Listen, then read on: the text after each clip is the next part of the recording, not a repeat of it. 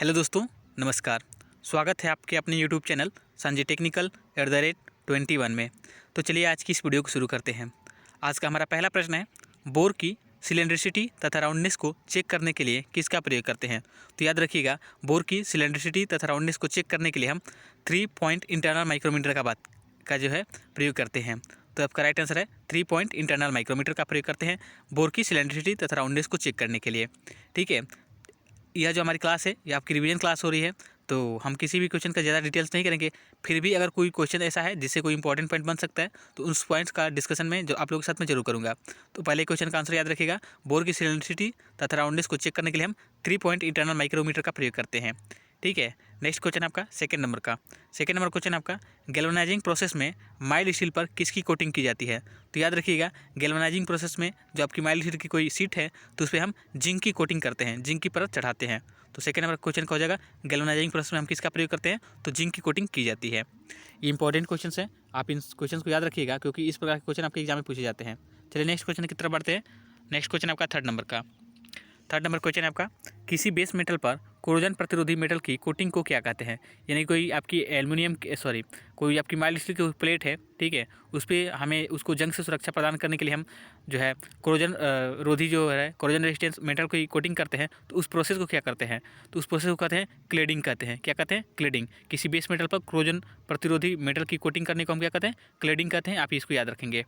Next question है आपका fourth number का, सीमेंटेशन की कितनी विधियाँ है। तो याद रखिएगा, सीमेंटेशन की 3 विधियाँ हैं। ठीक है, ये वेरी वेरी इंपॉर्टेंट पॉइंट है, आप इसको याद रखेंगे। सीमेंटेशन की कितनी विधियाँ होती हैं, 3 विधियाँ होती हैं। नेक्स्ट क्वेश्चन है आपका फिफ्थ नंबर का, सबसे अधिक कोरोजन प्रतिरोधी मेटल कौन सा है। तो यानी कि जो कोरोजन प्रतिरोधी सबसे अधिक मेटल है वो आपका लेड होता है। लेड ऐसा धातु है जिसमें जंग लगने की संभावना 0 के बराबर होती है, ना के बराबर होती है। तो याद रखिएगा, सबसे अधिक कोरोजन प्रतिरोधी मेटल जो है आपका लेड होता है। लेड आपका इसमें राइट आंसर है। ये क्वेश्चन आपसे एग्जाम में कई बार पूछा गया है, तो इसलिए इंपॉर्टेंट क्वेश्चन है काफ़ी, इसको याद रखेंगे। नेक्स्ट क्वेश्चन आपका 6 नंबर का, मेटेलिक सर्फेस की इलेक्ट्रोप्लेटिनिंग के लिए किसका प्रयोग करते हैं। तो ये भी इंपॉर्टेंट पॉइंट है, आप इसको याद रखेंगे कि मेटेलिक सरफेस की इलेक्ट्रोप्लेटिनिंग के लिए हम क्रोमियम की धातु का प्रयोग करते हैं। ठीक है, तो ये भी आपका इंपॉर्टेंट पॉइंट है, आप इसको याद रखिएगा। और इस वीडियो में जितने भी आपको क्वेश्चन देखने को मिलेंगे वो सारे क्वेश्चन ही आपके इंपॉर्टेंट है। और मैं आप लोगों की किसी भी क्वेश्चन का डिटेल नहीं कर रहा हूँ, उसके लिए सॉरी, क्योंकि ये रिवीजन क्लास है तो मैं आपका समय ज़्यादा नहीं लूँगा। और रिवीजन की इसके लिए आप जो आपकी डिटेल्स वीडियो है वो आप ऑलरेडी हमने प्रोवाइड की है आप लोगों के लिए। मोर देन 80 वीडियो हमने प्रोवाइड की है। हमने DRDO के लिए एक सीरीज चलाई थी 100 दिन की सिलेक्शन वाली क्लास। अगर आप चैनल पर पहली बार विजिट करें तो मैं आपको सजेस्ट करूंगा कि पहले उस सीरीज़ में शामिल सारी वीडियो को एक बार जरूर देख के जाइएगा। वहाँ से डेफिनेटली आपके क्वेश्चन कॉपी पेस्ट मिलेंगे। और उस वीडियो में जितने भी हमने क्वेश्चन ऐड किए हैं वो सभी आपके निमी के बुक से क्वेश्चन लिए गए हैं। और कुछ क्वेश्चन आपके फिटर टेट के विभिन्न परीक्षाओं में प्रीवियस ईयर में क्वेश्चन जो पूछे गए हैं उन क्वेश्चन का जो है डिस्कशन उन वीडियो में हमने किया है। तो आपकी जो सीरीज़ है DRDO की 100 दिन की सिलेक्शन वाली क्लास आप लोगों के लिए काफ़ी इंपॉर्टेंट होने वाली है। ठीक है, एक बार अगर किसी भी एग्जाम की अगर तैयारी करें तो एक बार उस सीरीज़ को जरूर देख के जाइएगा। नेक्स्ट क्वेश्चन की तरफ बढ़ते हैं हम। 7th नंबर क्वेश्चन हमारा, ड्रिलिंग करने के बाद उसी सेटिंग पर रिमिंग करना हो तो किसका प्रयोग करते हैं। तो याद रखिएगा, ड्रिलिंग के बाद अगर हमें सेटिंग की छेड़छाड़ ना करनी हो और उसी पे हमें क्या करना हो और रिमिंग करने का भी रिमिंग का भी कार्य करना हो तो यहाँ पर हम रिन्यूएबल बुश का प्रयोग करते हैं। ठीक है, रिन्यूएबल बुश इसमें राइट आंसर है। नेक्स्ट क्वेश्चन आपका 8 नंबर का, इंस्पेक्शन कार्यों के लिए स्लिप गेज के किस ग्रेड का प्रयोग करते हैं। तो स्लिप गेज से संबंधित काफ़ी क्वेश्चन एग्जाम में पूछते हैं, तो मैं उन सारे क्वेश्चंस का जो है रिवीजन आपको और आप डिस्कशन आप लोगों के साथ में करूँगा। तो याद रखिएगा, स्लिप गेज के कार्यों के लिए हम इंस्पेक्शन कार्यों के लिए स्लिप गेज के 0 ग्रेड का जो है हम जो है प्रयोग करते हैं। इंस्पेक्शन कार्यों के लिए 0 ग्रेड के स्लिप गेज का प्रयोग करते हैं। स्लिप गेज के ग्रेड की बात करें तो आपके 4 होते हैं, ये आप याद रखेंगे पहले। ठीक है, कौन कौन से मैं वो आपको बता देता हूँ। जैसे कि 1 ग्रेड का हो गया, 2nd ग्रेड का हो गया, 0 ग्रेड का हो गया और एक 00 का होता है। ठीक है, तो अभी हम इंस्पेक्शन वाले का इंस्पेक्शन कार्य के लिए हम 0 ग्रेड के जो है स्लिप गेज का प्रयोग करते हैं। 00 का ग्रेड का जो स्लिप गेज होता है वो आपके कैलिब्रेशन कार्य के लिए प्रयोग किया जाता है। ठीक है, ये इंस्पेक्शन के लिए हो गया। और यह जो होता है 2nd ग्रेड का, ये आपके टूल रूम के लिए प्रयोग किया जाता है। और जो है आपका क्या कहते हैं, जो फर्स्ट ग्रेड का होता है ये आपके जो है यह जो है आपका वर्कशॉप 2nd ग्रेड का जो होता है वो आपका वर्कशॉप के लिए प्रयोग किया जाता है। और ये जो फर्स्ट वाला होता है ये आपके इंस्पेक्शन कार्य ये टूल रूम के कार्यों के लिए प्रयोग किया जाता है। तो याद रखिएगा, फर्स्ट ग्रेड का जो स्लिप गेज का ग्रेड होता है वो आपके इंस्पेक्शन कार्यों के लिए, 2nd ग्रेड का वर्कशॉप कार्यों के लिए सिंगल जीरो का ग्रेड का जो स्लिप गेज होता है ये आपके इंस्पेक्शन कार्य के लिए, और डबल जीरो का जो स्लिप गेज होता है ये आपके कैलिब्रेशन कार्य के लिए प्रयोग किया जाता है। तो स्लिप गेज से संबंधित क्वेश्चन आपसे एग्जाम पूछते हैं उसके ग्रेड से, तो इन सारे ग्रेड को आपको याद रखना है। स्लिप गेज के बारे में बात करें तो ये आपके आयताकार एक सेक्शन होता है। यह क्वेश्चन भी पूछा गया आपसे एग्जाम में कि स्लिप गेज का क्रॉस सेक्शन कैसा होता है, तो ये आपका आयताकार होता है, ये भी आपको याद रखना है। और दो स्लिप गेज को आपस में रिंगिंग प्रोसेस के द्वारा चिपकाने की क्रिया को हम जो है, दो स्लिप गेज को आपस में स्लाइड करते हुए चिपकाने की क्रिया को हम रिंगिंग प्रोसेस कहते हैं। तो ये भी आपको इंपॉर्टेंट क्वेश्चन है, आप इसको याद रखिएगा। अब नेक्स्ट क्वेश्चन की तरफ बढ़ते हैं। 9 नंबर क्वेश्चन आपका, वर्कपीस के बर को हटाने के लिए किसका प्रयोग करते हैं। तो वर्कपीस की जब हम कटिंग करते हैं तो उसमें क्या होता है कि उसके साइड साइड में बर रह जाते हैं, तो उस बर को हटाने के लिए हम आयल स्टोन का प्रयोग करते हैं। तो आयल स्टोन इसके राइट आंसर हो जाएगा। इसके अलावा बर को हटाने के लिए हम चेम्फरिंग भी करते हैं, तो इसमें आपका आयल स्टोन आपका सही आंसर है। नेक्स्ट क्वेश्चन है 10 नंबर का, खराब इंटरनल थ्रेड को सुधारने के लिए किसका प्रयोग करते हैं। तो जो खराब इंटरनल थ्रेड है तो उसको हम सुधार करने के लिए, उसको हम रिकंडीशनिंग करने के लिए हम थ्रेड इंसर्ट्स का प्रयोग करते हैं। तो थ्रेड इंसर्ट्स में आपका राइट आंसर हो जाएगा। चलिए नेक्स्ट क्वेश्चन की तरफ बढ़ते हैं। नेक्स्ट क्वेश्चन आपका 11 नंबर का, कह रहा है नॉर्मलाइजिंग की प्रक्रिया में वर्कपीस को ठंडा किया जाता है, तो किस स्थिति में उसको ठंडा करते हैं। तो उसको हम स्टेबल एयर में यानी कि स्थिर हवा में हम उसको ठंडा करते हैं, ठीक है। और आपका एक होता है ये तो हो गया नॉर्मलाइजिंग। इसके बाद होता है एक आपका क्या कहते हैं उसको, एनिलिंग प्रोसेस में क्या होता है, तो उसको हम इस जो है राख में के ढेर में उसको हम ढक करके क्या करते हैं, ठंडा करते हैं, या उसे फर्नेस में ही ठंडा होने देता है। लेकिन नॉर्मलाइजिंग प्रोसेस में हम स्थिर हवा में उसको हम ठंडा करते हैं रूम टेम्परेचर पर, आप इसको याद रखिएगा। नेक्स्ट क्वेश्चन की तरफ बढ़ते हैं। नेक्स्ट क्वेश्चन आपका 12 नंबर, ट्विस्ट ड्रिल की टेम्परिंग के लिए ड्रिल का रंग होना चाहिए। तो याद रखिएगा ट्विस्ट ड्रिल की जो टेम्परिंग करनी हो तो कभी कभी क्या होता है कि अगर आपके पास जो है टेम्परेचर मारने का कोई इंस्ट्रूमेंट नहीं है, और याद रखिएगा टेम्परेचर मापने के लिए हम जो है पायरोमीटर का प्रयोग करते हैं, ठीक है। और अभी आप जैसे कि स्पीति साहब में प्रयोग कर रहे हैं और वहाँ पर आपका कोई भी टेम्परेचर मापने का कोई पायरोमीटर या कोई जो है आपको थर्मामीटर नहीं है, तो उस कंडीशन में क्या करते हैं, तो जो कंपोनेंट्स होते हैं उसको कलर को देख करके हम उसको जो है टेम्परिंग उसका करते हैं। तो याद रखिएगा ट्विस्ट ड्रिल की टेम्परिंग करने के लिए जब देखेंगे कि इसका जो है कलर हल्का बैंगनी हो गया, ठीक है, लाइट पर्पल कलर का हो गया, तो उसको हम क्या करते हैं, उसको हम टेम्पर कर देते हैं। तो टेम्परिंग करने के बाद क्या करते हैं हम, टेम्परिंग करने के लिए हम क्या करते हैं, पानी, ऑयल, इन सब का प्रयोग करते हैं। और हार्डनिंग के बाद क्या होता है, टेम्परिंग प्रोसेस की जाती है, याद रखिएगा। और टेम्परिंग में क्या होता है कि अब जब आप मेटल को हार्ड करते हैं तो उसमें ब्रिटलनेस का गुण बढ़ जाता है, और ब्रिटलनेस के गुण को कम करने के लिए हम टेम्परिंग प्रोसेस करते हैं, टेम्परिंग के कार्य करते हैं। नेक्स्ट क्वेश्चन की तरफ बढ़ते हैं। 13 नंबर क्वेश्चन आपका, जब कापर के पार्ट्स पर रेड ऑक्साइड की परत आ जाए तो उसे किसके द्वारा साफ़ करना चाहिए। तो याद रखिएगा कापर के मेटल्स होते हैं जैसे कि इन्वायरमेंट के कंटेक्ट में आने की वजह से उसमें आपकी जो है रेड ऑक्साइड की परत आ जाती है। इसके लिए हम क्या करना चाहिए, इसे हम हाइड्रोक्लोरिक एसिड से हम उसको क्या करना चाहिए, साफ़ करना चाहिए, ठीक है। तो ये भी इंपॉर्टेंट क्वेश्चन है, आप इसको याद रखिएगा। नेक्स्ट क्वेश्चन की तरफ बढ़ते हैं। नेक्स्ट क्वेश्चन आपका 14 नंबर का, 14 नंबर क्वेश्चन आपका, एक अच्छे तेल की पहचान किसके द्वारा की जा सकती है। तो जो एक लुब्रिकेंट होता है इसका जो पहचानने का जो सबसे अच्छा तरीका है वह उसके फ्लैश पॉइंट और फायर पॉइंट का के माध्यम से हम उसको क्या करते हैं, पहचान सकते हैं, ठीक है। और लुब्रिकेंट की बात करते हैं, आपके 3 प्रकार के होते हैं, सॉलिड, सेमी सॉलिड और लिक्विड। फ्लैश पॉइंट लुब्रिकेंट का क्या होता है, ये तो लुब्रिकेंट का गुण है, और फायर पॉइंट भी लुब्रिकेंट का गुण होता है। फ्लैश पॉइंट में क्या होता है, तो लुब्रिकेंट का वह तापमान जिससे लुब्रिकेंट में आग न पकड़े लेकिन उसमें लगातार धुआं निकले, उसको हम फ्लैश पॉइंट कहते हैं। और फायर पॉइंट क्या होता है, तो लुब्रिकेंट का वह तापमान जिसमें लुब्रिकेंट में आग पकड़े और उसमें लगातार वो जलना शुरू कर दे, उसी को हम लुब्रिकेंट का फायर पॉइंट कहते हैं। नेक्स्ट क्वेश्चन की तरफ बढ़ते हैं। नेक्स्ट आप क्वेश्चन आपका 15 नंबर, ठीक है।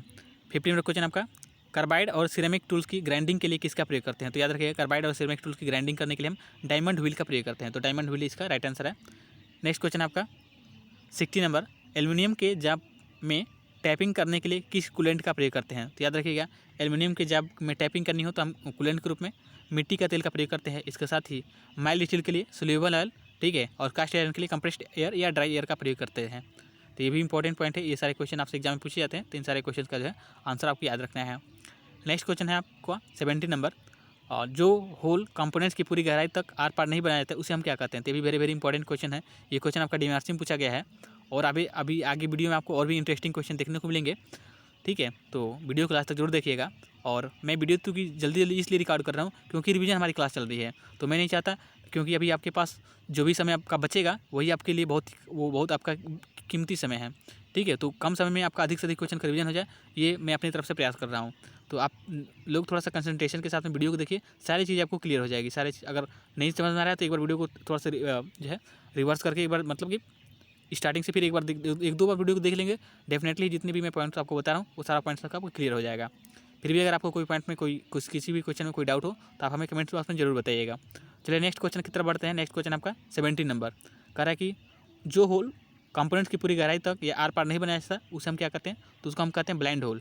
ठीक है, और ब्लाइंड होल की टैपिंग करने के लिए हम क्या करते हैं, फिनिशर टैप या बॉटमिंग टैप का प्रयोग करते हैं। तो ये भी आपका क्वेश्चन इंपॉर्टेंट है, इसको एग्जाम में पूछा गया है, तो ये भी आप याद रखिएगा। ब्लाइंड होल की टैपिंग करने के लिए हम क्या करते हैं, फिनिशर टैप का प्रयोग करते हैं या बॉटमिंग टैप का प्रयोग करते हैं।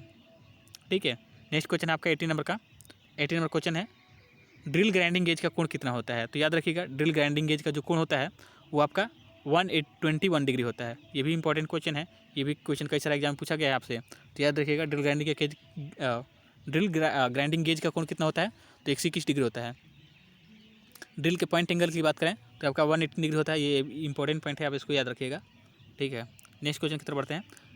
कीवे ग्रूव वाले होल में रिमिंग करने के लिए किस रिमर का प्रयोग करते हैं। तो याद रखिएगा, कीवे ग्रूव वाले होल में रिमिंग करने के लिए हम हेलिकल फ्लूटेड रिमर का प्रयोग करते हैं। नेक्स्ट क्वेश्चन आपका 20 नंबर, किसके द्वारा स्नैगिंग की क्रिया की जाती है। तो ये भी मोस्ट इंपॉर्टेंट क्वेश्चन है, कई सारे एग्जाम में पूछा भी गया क्वेश्चन है कि स्नैगिंग क्रिया की जाती है किसके द्वारा, तो ग्राइंडिंग व्हील के द्वारा, ग्राइंडिंग मशीन के द्वारा आपके जो है स्नैगिंग की क्रिया की जाती है। ग्राइंडिंग प्रोसेस में आपकी स्नैगिंग की क्रिया होती है।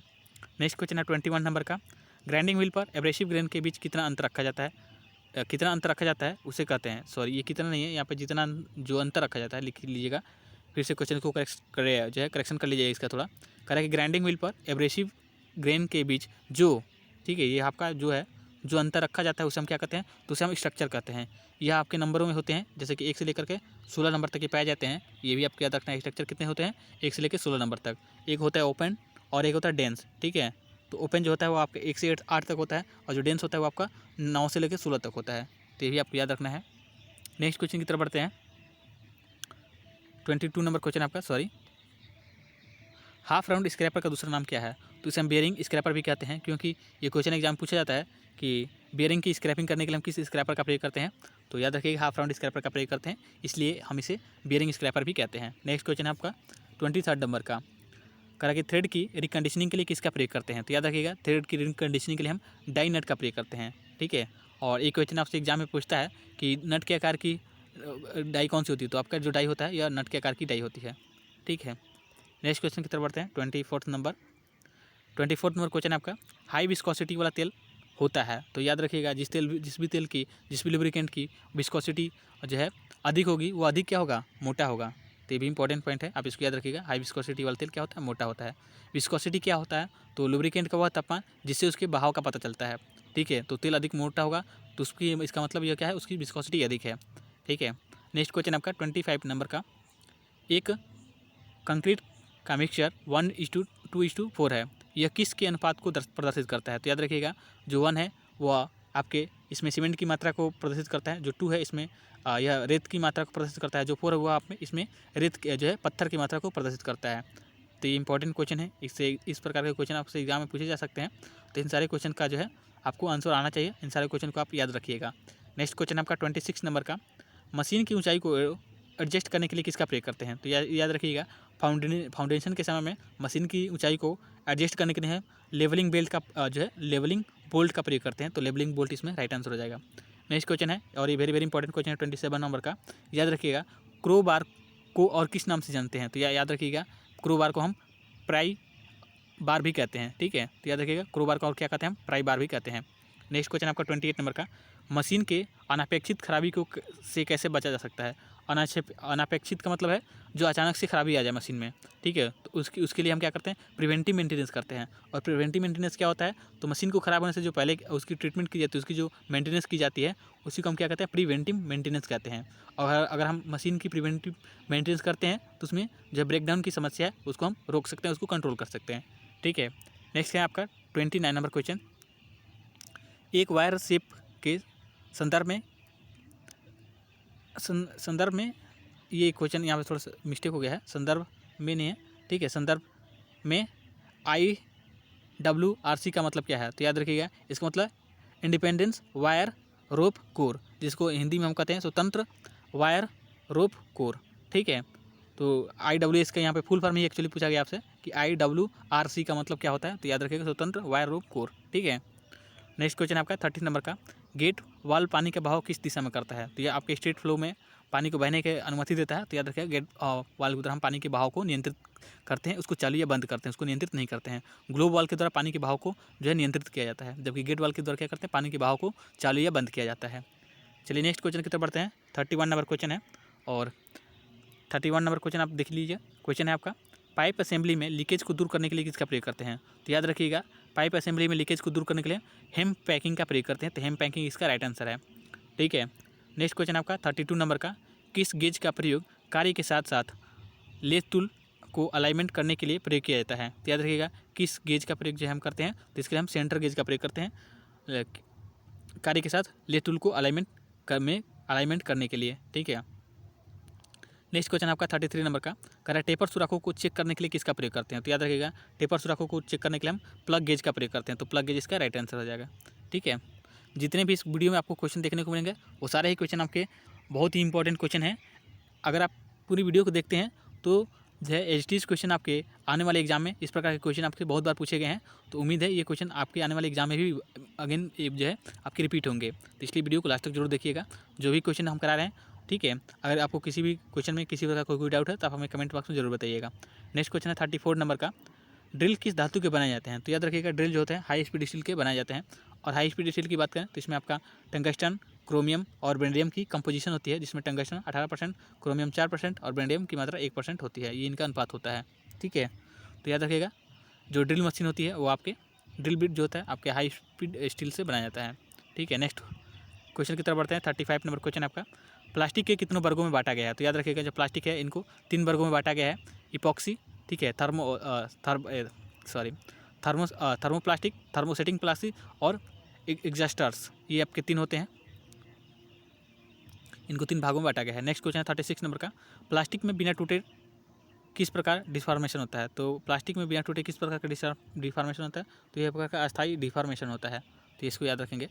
नेक्स्ट क्वेश्चन की तरफ बढ़ते हैं। 37 नंबर क्वेश्चन पे हम लोग आ गए हैं, और 37 नंबर क्वेश्चन आपका, स्टेनलेस स्टील के मुख्य मिश्रण तत्व कौन से होते हैं? तो ये भी तो इंपॉर्टेंट क्वेश्चन है, कई सारे एग्जाम में पूछा भी गया क्वेश्चन है। तो याद रखिएगा, स्टेनलेस स्टील का जो मुख्य तत्व होता है वो आपका क्रोमियम और निकल होता है। नेक्स्ट क्वेश्चन आपका 38 नंबर का, बल्ब के फिलामेंट किस धातु के बनाए जाते हैं? तो ये याद रखिएगा, ये टंगस्टन के बनाए जाते हैं, और टंगस्टन का गलनांक जो है सर्वाधिक होता है, 3380 के करीब इसका गलनांक होता है। तो ये भी वेरी इंपॉर्टेंट क्वेश्चन है, आप इसको याद रखिएगा। नेक्स्ट क्वेश्चन आपका 39 नंबर का, सिरामिक किस प्रकार का टूल मटेरियल है? तो याद रखिएगा, सिरामिक जो है आपका नॉन मेटेलिक है। ठीक है, नॉन मेटेलिक टूल मटेरियल है। नेक्स्ट क्वेश्चन की बात करें 40 नंबर की, तो यह है, टूटने से पहले किसी धातु सहन की जाने वाली अधिकतम स्ट्रेस को क्या कहते हैं? ये क्वेश्चन आपका इस प्रकार से कि टूटने से पहले किसी धातु की सहन की जा सकने वाली अधिकतम स्ट्रेस को क्या कहते हैं? तो इसे हम अल्टीमेट स्ट्रेस कहते हैं। ठीक है, तो ये भी इंपॉर्टेंट क्वेश्चन है, आप इसको याद रखिएगा। और अल्टरनेटिंग स्ट्रेस क्या होता है कि जब आपको बल लगाया जाए फिर उसको हटाया जाए, लगाया जाए फिर से हटाया, लगाया जाए फिर हटाया जाए, तो उसको हम जो है अल्टरनेटिंग स्ट्रेस कहते हैं। लेकिन यहाँ पे अल्टीमेट स्ट्रेस है, तो इसको अभी आप याद रखिएगा। नेक्स्ट क्वेश्चन आपका 41 नंबर का, किसी विशिष्ट दिशा या फार्म में पानी का स्प्रे करने के लिए किसका प्रयोग करते हैं? तो वेरी इंपॉर्टेंट क्वेश्चन है, आप इसको याद रखिएगा। किसी विशिष्ट दिशा या फार्म में पानी का स्प्रे करने के लिए हम स्प्रिंकलर सिस्टम का प्रयोग करते हैं या स्प्रिंकलर का प्रयोग करते हैं। ठीक है, नेक्स्ट क्वेश्चन की तरफ बढ़ते हैं। आपका 31 नंबर हो गया क्वेश्चन हम लोग। 32 नंबर क्वेश्चन आपका, अनिवार्य चिन्ह में होता है? तो याद रखिएगा, अनिवार्य चिन्ह की बात करें तो इसका आकार जो है गोलाकार का होता है, गोलाकार होता है, सर्कुलर होता है, और इसका जो है इसका जो बैकग्राउंड होता है वो नीले रंग का होता है, और उस पर आपका सफ़ेद चिन्ह बना रहता है। तो याद रखिएगा, अनिवार्य चिन्ह की बात करें यानी कि मैंडेटरी चिन्ह की बात करें तो इसमें नीले बैकग्राउंड पर सफ़ेद चिन्ह बना रहता है। ठीक है, नेक्स्ट क्वेश्चन आपका 44 नंबर का, हाई स्पीड स्टील में टंगस्टन की मात्रा कितनी होती है? तो मैं आपको बता चुका हूँ पहले कि हाई स्पीड स्टील में जो है इसकी कंपोजिशन की बात करें तो टंगस्टन, वेनेडियम और क्रोमियम होता है। ठीक है, जिसमें टंगस्टन की मात्रा 18%, क्रोमियम की मात्रा 4% और वेनेडियम जो है 1% आपका होता है। ये इनका अनुपात होता है। चलिए नेक्स्ट क्वेश्चन की तरफ बढ़ते हैं। नेक्स्ट क्वेश्चन आपका 44 नंबर का, पृथ्वी के बाहरी हिस्से में कौन सी धातु अधिक मात्रा में पाई जाती है? तो याद रखिए, पृथ्वी का जो बाहरी हिस्सा है उसमें सबसे अधिक जो है एल्यूमिनियम पाया जाता है। यह लगभग जो आपका 7% पाया जाता है।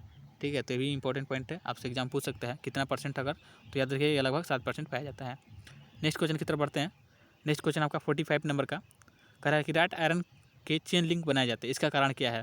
तो याद रखिएगा, राट आयरन के जो चेन लिंक बनाए जाते हैं क्योंकि राट आयरन में होता है जो है आपका मेलिबिलिटी, डक्टिलिटी और टफनेस का गुण होता है। ठीक है, राट आयरन की बात करें तो ये सबसे शुद्ध लोहा होता है, सबसे शुद्ध धातु है। ठीक है, और इसमें कार्बन की मात्रा की बात करें तो 0.02 से लेकर के 0.03% तक होता है, इसमें कार्बन होता है। ठीक है, ये भी आप याद रखिएगा, कार्बन ही होता है। ठीक है, और क्या इसमें बात करते हैं राट आयरन की, तो ये आपके पुडलिंग फर्नेस से तैयार होता है। तो ये भी इंपॉर्टेंट पॉइंट है, आप इसको याद रखिएगा।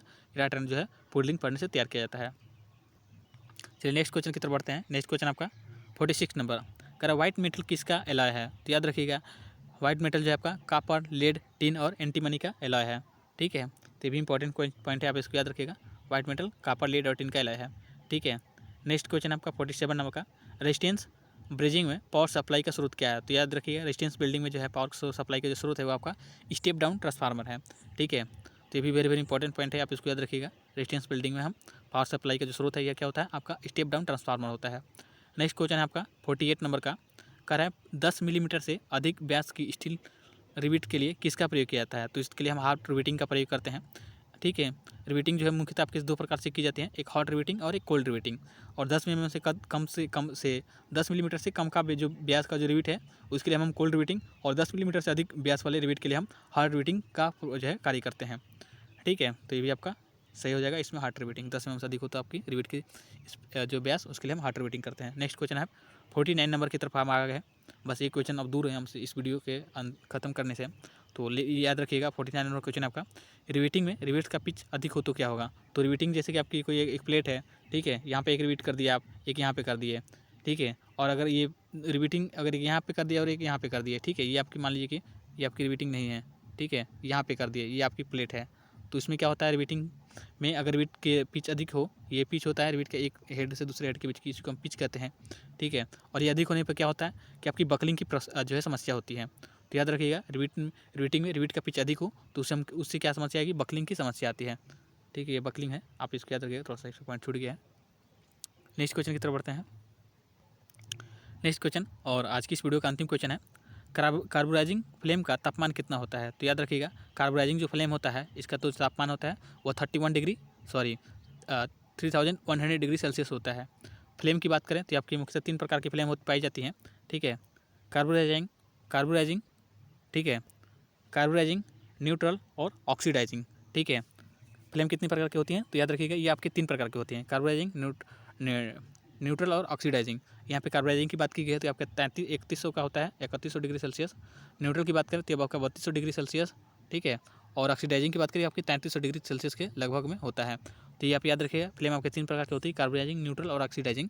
और इनकी तापमान की बात करें तो कार्बोराइजिंग का 3100, न्यूट्रल का 3200 और 3300 जो होता है आपका ऑक्सीडाइजिंग फ्लेम का तापमान होता है, क्योंकि इसके फ्लेम के तापमान से संबंधित क्वेश्चन आपसे एग्जाम पूछे जाते हैं।